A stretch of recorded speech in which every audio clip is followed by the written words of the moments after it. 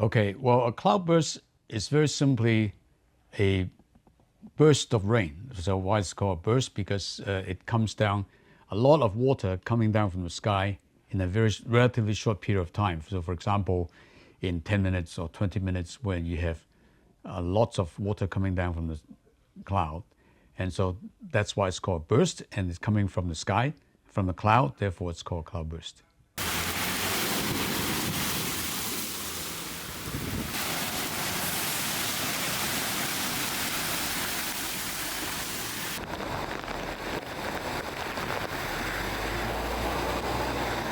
It's basically a thunderstorm. So let's go back to what a thunderstorm is. So what happens is that when you have lots of air going up very quickly, so then the water in the air will then condense and become big drops and then ice, and then so it's called a thunderstorm. So when there's lots of water coming in the thunderstorm, then it comes down in a relatively short period of time, so it looks like a burst. And so that's why it's called a cloudburst. And so basically what it means is that it is heavy rain coming down in a relatively short period of time.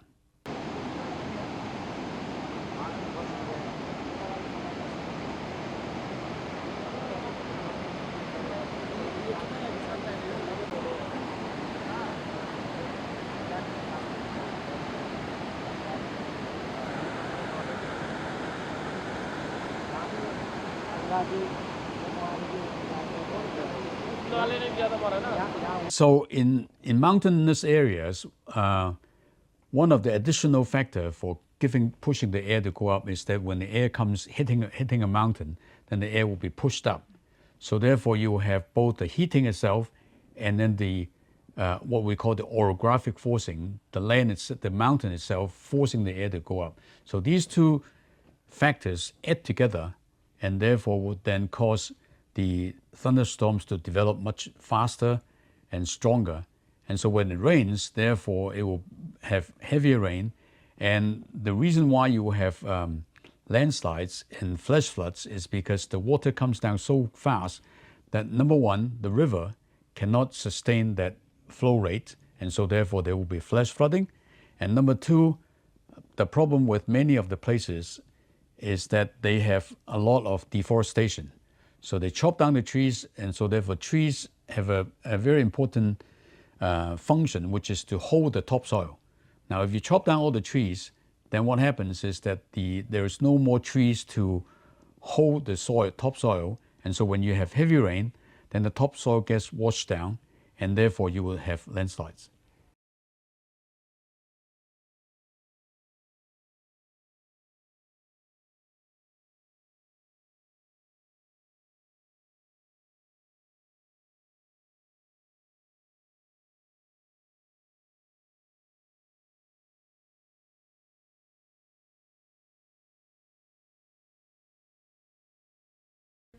Okay, so on a global scale, the reason why we expect to have more heavy rain is because global warming tends to allow more water vapor to be present in the atmosphere.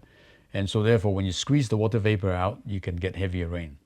So this is on a global scale because of global warming. On a regional scale, especially in cities, because of the buildings absorbing the sun's energy, the human activities contributing to the heating, and the amount of pollutants that are contributing to the cloud condensation, then all these will then contribute towards heavy rain in the cities, especially in megacities.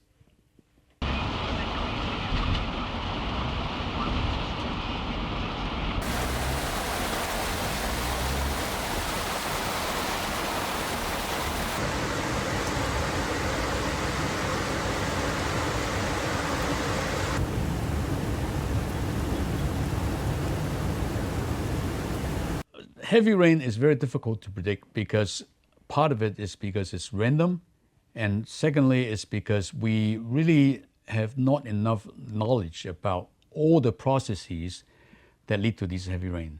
So most of the weather centers, when they predict short-term heavy rain, is by what we call nowcasting. So you need to see what's happening now and try to predict what might happen in the next couple of hours. So that in the short term. Now in the long term, we know there will be more chances of heavy rain. So that one we need to think about, we need to implement strategies to reduce the possibility of flooding.